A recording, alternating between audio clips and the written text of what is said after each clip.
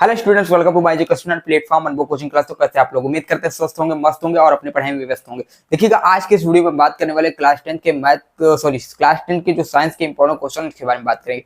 तो उससे पहले मैं आप लोगों को बता दूं कि आप लोग अगर भी हमारे चैनल से नहीं जुड़े हैं तो हमारे चैनल से जुड़ जाएं, और किसी भी टॉपिक में, अगर किसी भी चैप्टर में, किसी भी सब्जेक्ट में आपको कोई भी प्रॉब्लम है तो आप हमसे व्हाट्सएप पे जुड़ सकते हैं। व्हाट्सएप पे आके अपने प्रॉब्लम का समाधान प्राप्त कर सकते हैं। ठीक, अपने समस्या का समाधान प्राप्त कर सकते हैं। तो हमारा व्हाट्सएप नंबर है 8318801196। वहां पे आकर के आप हमसे समाधान प्राप्त कर सकते हैं, कांटेक्ट कर सकते हैं। ठीक है, तो उसके बाद हम बात करें इसमें आपको कौन से क्वेश्चन जो इंपॉर्टेंट हैं आपके बोर्ड एग्जाम की दृष्टि से, यानी साइंस में किस टाइप के क्वेश्चन बनते हैं। तो पहले हम बता दें बच्चों आपको कि जो साइंस है, साइंस में आपके अगर बात करें तो साइंस 3 पार्ट में होता है, यानी फिजिक्स होता है, ये हमने पहले बताया है। ठीक, अगर कोई बच्चा पिछला नहीं देखा है, और क्या होता है फिजिक्स, केमिस्ट्री, ठीक, और उसके बाद क्या होता है बायोलॉजी होता है। ठीक, तो हम बात करें हमारे पास जो होता है ये फिजिक्स होता है, केमिस्ट्री होता है, बायोलॉजी होता है। अगर बात करें हमारे जो क्लास 10th में, इसमें भी आपके 4 चैप्टर हैं, इसमें भी आपके 4 चैप्टर हैं, और इसमें भी आपके कितने हैं टोटल 4 चैप्टर। तो यानी आपका जो बात करें फिजिक्स के भी टोटल 4 चैप्टर पढ़ने हैं, केमिस्ट्री में भी आपको 4 चैप्टर पढ़ने हैं, और बायोलॉजी में भी आपको 4 चैप्टर पढ़ने हैं। अब बात करें इसमें पढ़ना क्या, तो फिजिक्स में आपको पढ़ना है न्यूमेरिकल। क्या पढ़ना है? न्यूमेरिकल पढ़ना है। ठीक, हम जहां बता रहे हैं जिसपे आपको फोकस करना है। ठीक है, इसमें आपको क्या करना है, यानी केमिस्ट्री में आपको रिएक्शन पे फोकस करना है। क्या करना है? रिएक्शन पे फोकस करना है। ठीक, और बायोलॉजी में हमको डायग्राम पे फोकस करना है। किस पे करना है? डायग्राम पे फोकस करना है। ठीक है, तो डायग्राम, ठीक, डायग्राम पे, ठीक, तो डायग्राम पे फोकस करना है। तो हम बात करें फिजिक्स में आपको पढ़ना क्या है, टोटल 4 चैप्टर, चारों चैप्टर में आपको न्यूमेरिकल है, जिसमें पहले चैप्टर से न्यूमेरिकल और तीसरे चैप्टर से न्यूमेरिकल आते हैं, यानी विद्युत वाले से और प्रकाश वाले चैप्टर से। ठीक है, उसके बाद केमिस्ट्री में आपके रिएक्शन है, जहां चौथे वाले चैप्टर से रिएक्शन है, तो पहले चैप्टर से रिएक्शन आते हैं, और बीच में जो चैप्टर वहां से भी रिएक्शन आते हैं, यानी 4 चैप्टर, चारों चैप्टर से रिएक्शन ही आते हैं। ठीक है, उसके बायोलॉजी, बायोलॉजी में भी आपको डायग्राम पढ़ना, जिसमें पहले चैप्टर में 4 डायग्राम है, दूसरे चैप्टर में आपके 2 डायग्राम है। यानी पहले चैप्टर में कौन कौन से डायग्राम है, तो आपका आहार नाल है, ठीक है, मानव मस्तिष्क है, ठीक, श्वसन तंत्र है, और क्या है उसके बाद हमारा श्वसन तंत्र के बाद क्या है, मानव मस्तिष्क, श्वसन तंत्र, सृजन तंत्र, ये 4 डायग्राम। उसके बाद हमारा जो दूसरा चैप्टर, वहां पे क्या आता है, वहां पे मानव मस्तिष्क आता है, न्यूरॉन आता है। तीसरे चैप्टर मानव जनन तंत्र, नर जनन तंत्र, इस तरह के डायग्राम है। अगले चैप्टर में बात करें तो वहां मेंडल के नियम आ जाते हैं। तो इस प्रकार आपके टोटल 4 चैप्टर रहने वाले। बायोलॉजी में क्या है, बायोलॉजी में आपका डायग्राम वही चीज मैंने बताया। ठीक है, तो इस प्रकार आपका जो फिजिक्स, केमिस्ट्री, बायोलॉजी, साइंस पे फोकस करना है, चाहे साइंस पढ़ना है, जिसमें आप 95 प्लस स्कोर कर सकते हैं, कोई दिक्कत नहीं। अब बात करें, हम बात करें किस कौन से क्वेश्चन इंपॉर्टेंट रहने वाले आपके बोर्ड एग्जाम में साइंस से।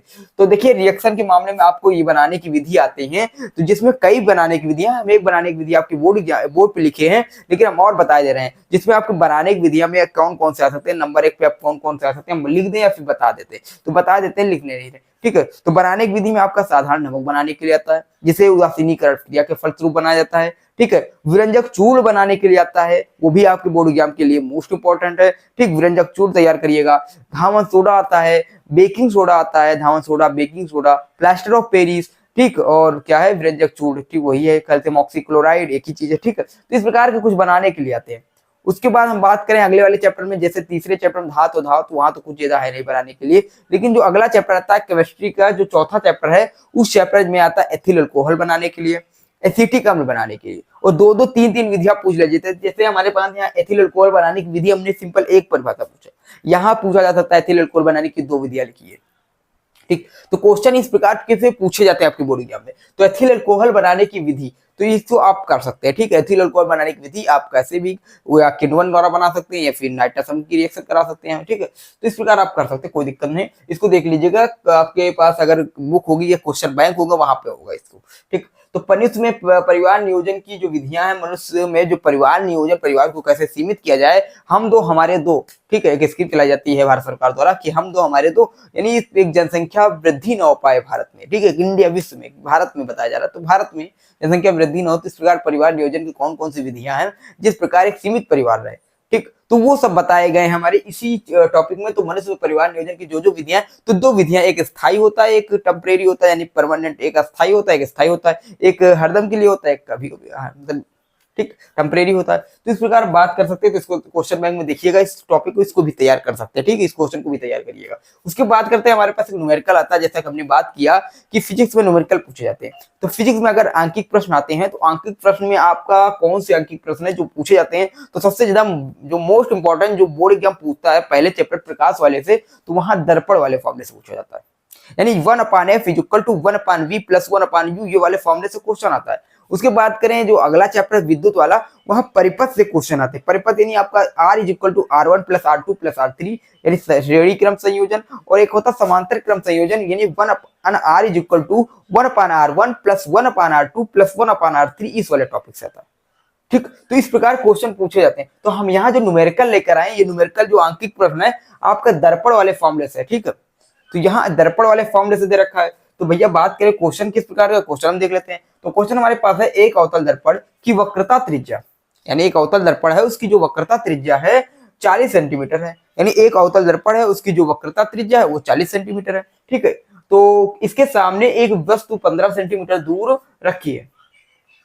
यानी कोई अवतल दर्पण है, अवतल दर्पण की जो वक्रता त्रिज्या है वो 40 सेंटीमीटर दी रखी है। तो हम एक फार्मूला जानते हैं वक्रता त्रिज्या और फोकस दूरी में संबंध, तो f is equal to r/2 होता है। अगर r निकालने की कोशिश करें तो r हमारे पास दे रखा है 40, और f निकालने की कोशिश करें तो r यानी 40 का आधा हो जाएगा, तो यानी 20 हो जाएगा। तो f हमारे फोकस दूरी को पता चल गया कि 20 आएगा। ठीक, सामने एक वस्तु 15 सेंटीमीटर दूर रखी है, यानी u की वैल्यू भी दे रखी है अवतल दर्पण, तो माइनस का आएगा, यानी माइनस का 20 माइनस का 15। ठीक, तो माइनस का 20 आ जाएगा। यहाँ सॉल्व करते हैं तो फिर ऊपर वाला मिटा देते हैं, कोई दिक्कत नहीं। ठीक है, तो ऊपर वाला मिटा देते हैं तो कोई दिक्कत नहीं हो जाएगा। ठीक है, तो यहाँ देखिएगा, तो यहाँ पर हमारे पास 1/f इज इक्वल टू होता है 1/v प्लस 1/u। ठीक, फॉर्मूला ये होता ना। तो हमारे पास दिया क्या है, हमारे पास एक अवतल दर्पण फोकस दूरी, एक फॉर्मूला जाता है f इज इक्वल टू होता है r/2। ठीक, अवतल दर्पण है तो f जो होगा ये माइनस का 40 रखेंगे, और यहाँ से 2 रखेंगे तो यहाँ कट जाएगा, तो हमारे पास जो f की वैल्यू आएगी माइनस का 20 आएगा। ठीक, इसको मिटा दे रहे नीचे से। ठीक, तो हमारे पास जो f की वैल्यू निकल के आएगी वो कितना निकल के आएगा, माइनस का 20 निकल के आएगा। अब माइनस का 20 निकल के आया तो यहाँ 15 सेंटीमीटर हमारे पास क्या है, यानी f भी हमको दे रखा है माइनस का 20 निकल के आया। ठीक, और u हमको दे रखा है, वस्तु की दूरी हमारे पास दे रखा है, कितना दे रखा है, माइनस का 15 सेंटीमीटर, क्योंकि अवतल है। ठीक है, उसके बाद यहाँ पर हम लोग पुट करेंगे तो 1/f की जगह पे रखेंगे माइनस का 20 बराबर 1/v, और प्लस यहाँ रखेंगे 1/ माइनस का कितना है 15। ठीक, ये पक्षांतर करेंगे तो यहाँ पे हो जाएगा 1/ माइनस का 20। ठीक, इधर पक्षांतर करेंगे तो यहाँ माइनस हो जाएगा, माइनस ये प्लस हो जाएगा 1/15 1/v। इसको नीचे वाला मिटा रहे हैं। ठीक, ठीक, तो 1/20 यहाँ 15 है तो 1/20, ठीक, माइनस का, और ये 15 है तो यहाँ से 15। अब इसको हम ऐसे करेंगे तो इसको एलसीएम ले लीजिए पहले। यहाँ हम करेंगे कोशिश, तो 15 चौको 60, यहाँ 20 है 60, तो माइनस का 3। ठीक है, और यहाँ से प्लस का 4 हो जाएगा, और यहाँ से हम 60 एलसीएम ले लेंगे। ठीक है, कहीं गलत हो गया। ठीक, 1/v प्लस 1/u। ठीक है, माइनस का 20 था तो यहाँ से हमने फैक्टर पीछे किया, तो यहाँ से क्या हो जाएगा। ठीक, तो यहाँ से हम रखेंगे, यहाँ पर पक्षांतर करेंगे तो ये माइनस का यहाँ से आएगा प्लस हो जाएगा, और प्लस के आने का 15 चौको 60। ठीक है, और 20 का 60, तो 30 से ऊपर नीचे मल्टीप्लाई करेंगे, 50 से यहाँ करेंगे तो माइनस का 3 1/4 आ जाएगा। ठीक, तो यहाँ से क्या होगा, तो यहाँ से जो आएगा 1/60 इज इक्वल टू 1/v। ठीक है, तो v की जो वैल्यू आएगी वो 60 आएगी। ठीक, सेंटीमीटर। तो इस प्रकार हम सॉल्व कर सकते हैं। v की वैल्यू हमारे पास कितना आएगा, 60 आएगा। अगर हमने वैल्यू पुट किया है, हमने सही से लगाया है सवाल, तो 60 ही आएगा। अगर कहीं देख लीजिएगा, अगर मिस्टेक नहीं हुआ तो और कुछ भी आ सकता है। ठीक, एक बार गणना देख लीजिए, क्वेश्चन फिर से पढ़ लीजिए पीछे करके, क्योंकि हमें थोड़ा लग रहा है कि इसका आंसर कुछ और आना चाहिए। ठीक, माइनस का आना चाहिए, जैसे लग रहा है कहीं गलती हो रही है। ठीक, तो एक बार मैं आप लोगों से अनुरोध करूंगा कि इस क्वेश्चन को पहले देख लीजिएगा, पीछे क्या था, क्वेश्चन ने मिटा दिया, लेकिन आप क्वेश्चन स्किप करके देखिए, कहीं गलती है जिसकी वजह से आंसर इसमें माइनस का आना चाहिए, माइनस का नहीं आ रहा। ठीक है, अवतल दर्पण था ना, तो अवतल में क्या होता है, प्रतिबिंब लेफ्ट राइट साइड, हाँ ठीक, प्लस का ही आएगा, ठीक, और तल से उधर बढ़ रहा है, ठीक। तो ये इसको ठीक है, आंसर आपका आ रहा है, कोई दिक्कत नहीं, लेकिन एक बार देख लीजिएगा। तो मिटा रहे हैं इसको, और नीचे वाला क्वेश्चन हमारे पास क्या दे रखा है, इसको मिटा दे रहे हैं, ठीक। तो हमारे पास क्या दे रखा है, अगला क्वेश्चन देखेंगे।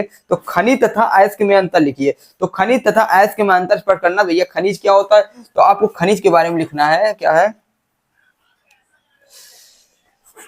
यानी खनिज होता क्या है, ठीक है, खनिज के बारे में स्पष्ट कीजिए, और क्या है, अयस्क के बारे में बताना है। तो इसको कर लीजिएगा, आपके क्वेश्चन बैंक में देखिएगा, बुक में देखिए, वहां मिल जाएगा, ठीक है। तो मैं उम्मीद करता हूँ ये क्वेश्चन आपको सारे दमदार लगे होंगे। न्यूमेरिकल भी आपको समझ में आया होगा, 1/f equal to 1/v plus 1/u से यहाँ से न्यूमेरिकल था, ठीक है। उसके बाद भी आपके सारे हैं, तो क्वेश्चन आप कर सकते हैं, कोई दिक्कत नहीं। फिर आप कमेंट करिए कि किस टाइप के क्वेश्चन चाहते हैं आप, किस प्रकार के क्वेश्चन आपको कराऊं, किस तरह के सेशन लाने का प्रयास करूं, जिससे आपको पसंद आए और आपको अच्छा लगे, ठीक है, जिससे आप लोग भी जुड़ते रहिए मेरे साथ। तो मैं उम्मीद करता हूं आप लोग, अभी कोई भी ऐसा बच्चा देख रहा है, कोई भी ऐसा छात्र देख रहा है जो अभी हमारे चैनल से नहीं जुड़ा है, तो मैं अनुरोध करूंगा कि आप से जुड़ जाइए अपने इस छोटे से परिवार के माध्यम से। आपका अपना ये परिवार है, छोटा सा परिवार है, बस आप लोग का प्यार और सपोर्ट चाहिए इस चैनल को, ठीक है। अगर आप लोग का प्यार और सपोर्ट बना रहा, तो एक ना एक दिन मैं इस क्वालिटी को चेंज करने में समर्थ रहूंगा और क्वालिटी को चेंज करता रहूंगा, ठीक है। क्योंकि मैं दिन प्रतिदिन आपके इसी परिवर्तन में लगा रहता हूँ, कुछ ना कुछ समस्या का समाधान कराया जाए, बस आप लोग बताते रहिए किस प्रकार का क्वेश्चन चाहिए, ठीक। तो फिर मिलते हैं अगले वीडियो के साथ, अगले सेशन के साथ। जय हिंद, जय भारत।